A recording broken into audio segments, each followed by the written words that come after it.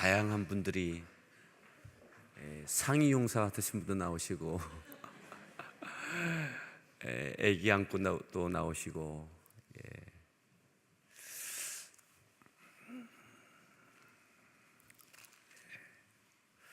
우리 서로에게 다시 한번 문안하겠습니다. 반갑습니다. 잘 오셨습니다. 한번 기지개도 한번 쭉 켜시겠습니다.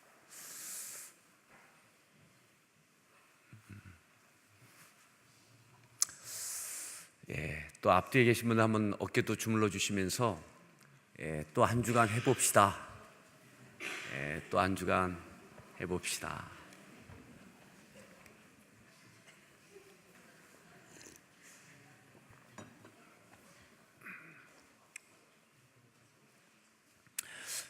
특별히 오늘 이따 함께 기도하는 시간에는 같이 시작했다가 지금 중간에 참여하지 못하고 계신 분들도 계십니다. 내일은 반환점 도는 날, 내일은 함께 다시 힘내서 참여할 수 있도록 기도해 주시고, 또 한 번도 참여하지 못한 우리 성도들도 있습니다. 마치 마라톤 경기할 때에 선수가 아니라 중간중간 지점에서 응원하면서 물병을 나눠주기도 하는데, 그러한 마음으로라도 우리 교회 성도들이 함께 참여해서 서로 힘이 되고 또 참여되는 일들이 있도록 함께 기도해 주십시오. 그리고 오늘은 이렇게 권해 주셔서 내일은 와서 응원하는 마음으로라도 오셔서 같이 함께 기도하고 예배하시자고 그렇게 해주시면 좋겠습니다. 오늘 말씀의 제목을 함께 따라합니다. 너희가 알 바 아니요. 너희가 알 바 아니요. 어떻게 보면 좀 기분 나쁘게 들릴 수 있는 그런 표현입니다. 너희가 알 바 아니다. 너희가 알 바 아니다. 우리가 읽었던 말씀 7절에 보면 예수님께서 이렇게 말씀하셨습니다. 7절 말씀을 함께 합독합니다. 이르시되 때와 시기는 아버지께서 자기의 권한에 두셨으니 너희가 알 바 아니요. 그거 너희가 알 바 아니다. 그거 신경 쓰지 마라. 그거 신경 쓰지 마라. 그거 너희가 알 바 아니다. 그것까지 생각하지 마라. 그거 생각하면 복잡해진다. 그건 너희가 알 바 아니다. 무엇에 대해서 알 바가 아니라고 하셨느냐 하면 바로 윗절에 오늘 6절부터 보았잖아요. 6절에 예수님께서 승천하시기 전에 이렇게 물었습니다. 읽습니다. 6절입니다. 그들이 모였을 때 예수께 여쭈어 이르되 주께서 이스라엘 나라를 회복하심이 이때이니까 하니, 주께서 이스라엘 나라를 회복하심이 이때이니까, 여전히 부활하신 주님을 만나고 부활의 믿음이 생겨졌지만 이 땅에 살아가야 할 예수님의 제자들과 예수님을 따르는 적어도 부활의 믿음을 갖고 있는, 그래서 부활하신 주님께 묻는 것이 이거였습니다. 주께서 이스라엘 나라를 회복하심이, 로마에서 이 나라를 해방시켜 주실 날이, 독립시켜 주실 날이 언제입니까? 이때입니까? 약속한 것을 기다리라고 하셨는데, 예루살렘을 떠나지 말라고 하셨는데, 그때에 성령이 임하시면 그 은혜로 그 능력을 가지고 이 나라가 로마의 지배를 받고 있는데 이스라엘이 회복되는 때가 바로 이때입니까? 약속한 것을 기다리면, 성령이 임하시면, 하나님의 은혜가 임하면 이 나라를 회복할 수 있습니까? 이 질문 예수님께 하는 거죠. 그러니까 사무침이 있는 겁니다. 야, 언제 로마에서 벗어날 수 있을까? 언제 눈치 보지 않고 하나님께 제사하고 예배하고 그렇게 할 수 있을까? 우리는 일본의 지배를 받았던 역사가 있기 때문에 충분히 이 마음을 헤아릴 수 있습니다. 그리고 지금은 언제 이 나라의 통일을 주실까 간절함이 있습니다. 근데 예수님께서 이렇게 말씀하시는 거예요. 이 나라가 이스라엘이 로마에서 해방되는 것, 독립하는 것, 이 회복의 때 그거 너희가 알 바니다. 그거 신경 쓰지 마라. 예수님께 이렇게 되묻고 싶을 거예요. 주님, 어떻게 신경 안 씁니까? 우리 삶입니다. 우리 민족이고 이 나라고 하나님 나라의 일을 위해서도 절대적인 영향이 있습니다. 이 나라에 자유를 주시고 평강과 다시 한번 회복의 은혜를 주시면 더 마음껏 하나님의 나라를 위해서, 영광을 위해서 이 나라가, 이 민족이 쓰임받지 않겠습니까? 주님은 그거 너희가 알 바니다. 그거 신경 쓰지 마라. 그거 신경 쓰지 마라. 아마 오늘 하나님 이 나라의 통일은 언제 주십니까? 남과 북이 하나 돼서 선교 한국 시대를 열 수도 있기를 하나님 그렇게 해주시면 얼마나 좋겠습니까? 그거 너희가 알 바니다. 시험되죠. 근데 주님께서 너무나 단호하게 그거 너희가 알 바니다. 너희가 알 바니다. 이와 같은 말투로, 이와 같은 태도로 주님께서 표현하시는 것이 있습니다. 그것이 뭐냐면 요한복음 21장에 있는 부활하신 주님께서 제자들을 세 번째 만나는 장면을 기억하십니까? 갈릴리에서 그들이 고기를 잡다가 한 마리도 잡지 못하고 새벽에 주님께서 그들에게 오른편에 그물을 던져, 그러면 잡게 될 것이다. 그래서 많은 고기를 잡는 기적을 경험하게 되어지죠. 떡과 물고기를 구워서 아침을 준비하셨던 주님께서 너희에게 평안할지어다. 그리고 베드로에게 내가 이 사람들보다 나를 더 사랑해. 예, 그렇습니다. 세 번 사랑의 확인과 사명을 맡기신 이후에 베드로에게 하신 말씀이 있어요. 베드로에게 한번 그 부분을 한번 보겠습니다. 21장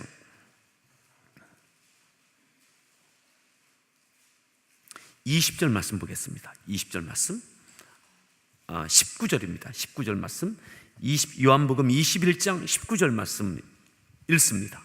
이 말씀을 하심은 베드로가 어떠한 죽음으로 하나님께 영광을 돌릴 것을 가르치심이러라. 이 말씀을 하시고 베드로에게 이르시되 나를 따르라 하시니. 베드로야, 너 나를 따르라. 사명을 맡겨주셨어요. 내 양을 치라, 내 양을 먹이라. 그리고 20절입니다. 베드로가 돌이켜 예수께서 사랑하시는 그 제자가 따르는 것을 보니 그는 만찬석에서 예수의 품에 의지하여 주님, 주님을 파는 자가 누구오니이까 묻던 자라라. 그 묻던 자가 누굽니까? 요한이요. 사도 요한. 자, 21절. 이에 베드로가 그를 보고 예수께 여짜오되 주님, 이 사람은 어떻게 되겠사옵나이까? 이 사람, 이 요한은 어떻게 되겠습니까? 늘 요한과 베드로는 약간의 경쟁 관계가 있었던 것 같습니다. 약간의 경쟁 관계. 누가 주님께 더 사랑받나? 누가 더 인정받나? 좀 친밀하게 사랑받는 것은 요한이었습니다. 그런데 또 마치 맏아들처럼 듬직하게, 때로는 거칠게, 실수도 하지만 큰아들 같은 것이 또 베드로였습니다. 그래서 베드로가 요한을 바라보여 주님, 이 요한은 어떻게 되겠습니까? 물었던 거예요. 여기에 대해서 주님의 답변이 이 말씀입니다. 22절. 예수께서 이르시되 내가 올 때까지 그를 머물게 하고자 할지라도 내게 무슨 상관이냐? 너는 나를 따르라 하시더라. 내가 올 때까지 그를, 요한을 머물게 할지라도, 살게 할지라도 네게 무슨 상관이냐? 요한에 대해서 내가 어떻게 하든 그것이 네게 무슨 상관이냐. 다만 너는 나를 따르라. 아멘. 예. 요한 어떻게 신경이 안 쓰여요? 가장 신경이 쓰이는 사람이 요한인데. 그런데 예수님께서는 요한에 대해서 너 신경 쓰지 마라. 신경 쓰지 마라. 또 오늘 사도행전에서는 너희가 알 바니다. 예루살렘, 이스라엘의 회복 언제 되어질는지 그거 신경 쓰지 마라. 너희가 알 바니다. 다만 요한에게, 베드로에게 너는 나를 따르라 하셨던 것처럼 베드로야, 요한을 어떻게 하든 무슨 상관이냐. 그냥 너는 나를 따르라. 너는 다만 내 양을 치고 먹이라. 그것만 해라. 그것만 해라. 네 할 것 해라. 오늘 사도행전에서는 너희가 알 바니다. 이스라엘의 회복, 로마에서 다시 벗어나는 것, 독립하는 것, 그건 너희가 알 바니다. 신경 쓰지 마라. 신경 쓰지 마라. 자, 그러면 이 굉장히 과격하고 적극적인 주님의 이 표현을 하신 이유가 있는 거죠. 이유가 있는 거예요. 자, 그 다음입니다. 사도행전 1장 8절 말씀 읽습니다. 오직 성령이 너희에게 임하시면 너희가 권능을 받고 예루살렘과 온 유대와 사마리아와 땅끝까지 이르러 내 증인이 되리라 하시니라. 이것만 신경 쓰라는 거죠. 너희가 집중해야 될 것은 이거다. 이거. 지금 이 순간에는 다른 것 신경 쓰지 마라. 너희가 신경 쓰고 집중해야 될 것, 이것에만 집중해라. 그러면 그 외의 것은 이스라엘의 회복, 그건 하나님께서, 하나님의 주권 가운데 하나님께서 역사하신다. 베드로에게도 요한 상관하지 마라. 그거 신경 쓰지 마라. 그냥 다만 너는 나를 따르면 된다. 내 양을 치고 내 양을 먹이면 된다. 아멘. 그 바로 위에 그 표현하셨죠. 지금까지 스스로 네가 띠띠었지만 나중에는 네가 스스로 띠띠우지 못할 것이다. 그럼 베드로가 어떻게 순교하게 될지를 주님께서 말씀하신 거예요. 그럼 베드로의 순교는 주님께서 예언하신 겁니다. 너는 순교의 제물이 될 것이다. 네 목숨을 네가 결정하는 것이 아니라 남이 너를 띠띠우게 될 것이다. 오늘 우리가 힘쓰고 집중해야 될 것이 무엇인가? 그리고 오늘 이 말씀 가운데 6절에 보면 그들이 모였을 때에 그랬습니다. 이 모인 곳이 있습니다. 모인 곳. 이 모인 곳이 바로 어디입니까? 마가 요한의 다락방입니다. 이것이 지금 우리가 좀 지나면 더 보게 될 것입니다. 자, 9절로 보겠습니다. 9절 말씀 읽습니다. 이 말씀을 마치시고 그들이 보는데 올려져 가시니 구름이 그를 가려 보이지 않게 하더라. 이 말씀을 마치시고 승천하셨습니다. 이 말씀을 마치고. 어떤 말씀이요? 다른 것 네가 알 바니다. 너희가 알 바니다. 이스라엘의 회복 너희가 알 바니다. 다만 너희는 오직 성령이 임하시도록 예루살렘을 떠나지 말고, 토요일에 보았던 말씀대로 예루살렘 떠나지 말고 기다려라.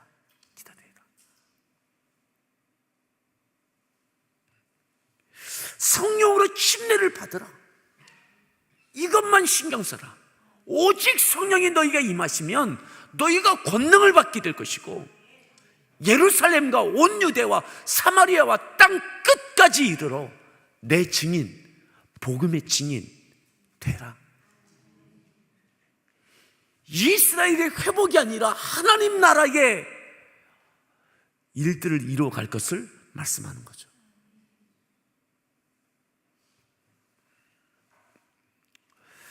그렇게 주님께서 이 말씀을 마치시고 하늘로 보는 데서 승천하셨습니다. 자, 그리고 12절로 오겠습니다. 12절 말씀을 읽습니다. 제자들이 감람원이라 하는 산으로부터 예루살렘에 돌아오니 이 산은 예루살렘에서 가까워 안식일에 가기 알맞은 13절. 길이라. 들어가 그들이 유하는 다락방으로 올라가니 베드로, 요한, 야고보, 안드레와 빌립, 도마와 바돌로메, 마테와 및 알페오의 아들 야고보, 셀로딘 시몬, 야고보의 아들 유다가 다 거기 있어. 14절. 여자들과 예수의 어머니 마리아와 예수의 아우들과 더불어 마음을 같이하여 오로지 기도에 힘쓰더라. 마음을 같이하여 오직 기도에 힘쓰기 시작했습니다. 예수님께서 말씀하신 대로 이들이 다락방에 모여서 이 제자들과 이 사도들과 또 다른 사람들이 모여서 마음을 같이 했습니다. 한 마음이 됐습니다. 모인 사람들은 똑같은 마음이었습니다. 어떤 마음이요? 오직 기도에 힘썼습니다. 기도하자. 주님께서 말씀하신 대로 예루살렘 떠나지 말고 약속하신 것을 기다리자. 아멘. 주님이 말씀하신 성령 침례를 받자. 성령이 임하시면 권능이 임한다고 하셨으니 우리 이곳에서 기도에 힘쓰자. 같은 마음으로 기도를 했습니다. 자, 15절 말씀 읽습니다. 모인 무리의 수가 약 120명이나 되더라. 그때 베드로가 그 형제들 가운데 일어서서 이르되. 그렇게 기도했던 무리가 몇 명 된다고요? 약 120명. 120명. 약 120명인 거 보니까 참여하다 또 빠졌다 들어왔다 했던 것 같아요. 이렇게 해서 한 120여 명이 모여서 기도했다. 누구의 집이요? 마가 요한의 집. 마가 요한. 우리가 사도행전을 좀 더 계속 가다 보면 중반 이후에 마가 요한이 어떤 역할을 하게 되는지를 보게 될 겁니다. 여기서 나오는 이 마가 요한의 다락방을 내어놓았어요. 그의 가정이. 마가 요한은 내어놓은 것은 부모님이 내어놓은 거죠. 부모님이. 마가 요한은 아들입니다. 근데 이 아들 마가가 마가복음을 기록한 겁니다. 마가복음을. 이 마가복음은 신학적으로 따지면 복음서 가운데 기준이 되는 성경이 마가복음입니다. 표준이 되는 성경이 복음서가 마가복음입니다. 마가복음을 이 표준되는 이 마가복음을 갖고 마태도 누가도 요한도 참고하면서 다른 복음서가 기록되어졌습니다. 그래서 그 마가복음서를 기록한 사람이 이 마가의 요한의 다락방을 내놓았던 부모님의 아들, 그 마가의 집의 다락방인 거죠. 이 집이 어느 집인지 아시겠죠? 주님께서 마지막 유월절 만찬하셨던 그 다락방이라고 다들 그렇게 생각을 합니다. 그럼 이 집도 마가 요한의 가정도 따라합시다. 대단한 집이다. 그죠? 얼마나 대단한 집입니까? 120여 명이 모일 만큼의 다락방이라면 엄청난 규모의 집이죠. 대저택이었겠죠. 근데 그 집에 사람들이 북적북적 하는 거예요. 이게 하루 이틀이 아니잖아요. 그 예수님께서 오셨을 때도, 그리고 이때에도. 근데 이것을 여러분들 보십시오. 잠깐 모였다 집에 갔다 이게 아닙니다. 그죠? 갈릴리 사람도 여기서 지금 살고 있는 거예요. 기도에 힘썼다는 것은 밥도 먹었다는 겁니다. 때마다 밥을 해 먹어야죠. 치워야죠. 씻어야죠. 여러분, 이 120여 명을 한 개인의 집에 허용한다는 것이 이 마가 요한의 이 가정이, 그들의 그 헌신이, 그 믿음이 실질적인 예루살렘 교회의 모태가 되는 그 기반이 되는 그곳이 바로 이곳이 되어져요. 여러분, 이 마가 요한의 이 가정이 예루살렘 교회의 뿌리가 되는 가정이 돼요. 얼마나 큰 헌신과 충성과 희생입니까? 예. 우리가 나중에 이 마가 요한에 대해서 좀 몇 군데서 보게 될 겁니다. 자, 이곳에 모여서 막 기도에 힘썼습니다. 자, 22절을 보겠습니다. 22절 말씀 읽습니다. 항상 우리와 함께 다니던 사람 중에 하나를 세워 우리와 더불어 예수께서 부활하심을 증언할 사람이 되게 하여야 하리라 하거늘. 23절. 그들이 두 사람을 내세우니 하나는 바사바라고도 하고 별명은 유스더라고 하는 요셉이요 하나는 마띠아라.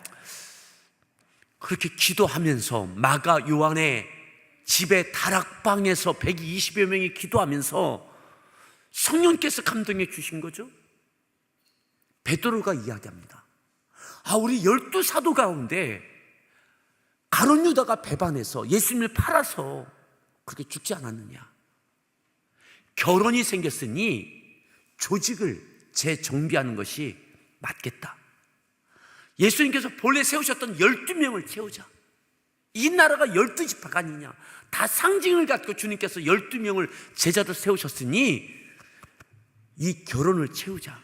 우리 120여 명 모여있는 우리들 가운데 우리가 한 사람을 다시 세우자. 사도로, 제자로 세우자. 다른 사람들도 옳게 여겼습니다. 그래서 그들 가운데 유스드라고 하는 요셉, 그리고 마띠아, 이 두 사람 중에 한 사람을 결혼을 채워서 조직을 재정비하자. 그래서 두 사람 중에 한 사람을 채웁니다. 그래서 어떻게 채우느냐? 두 사람을 뽑아놓고요. 자, 25절 말씀 보겠습니다. 25절 읽습니다. 봉사와 및 사도의 직무를 대신할 자인지를 보이시옵소서. 유다는 이 직무를 버리고 제 곳으로 갔나이다 하고 26절. 제비 뽑아 마띠아를 얻으니 그가 11사도의 수에 들어가니라. 이 두 사람 가운데 한 사람을 세워야 되잖아요. 한 사람. 두 사람 가운데 한 사람을 세웁니다.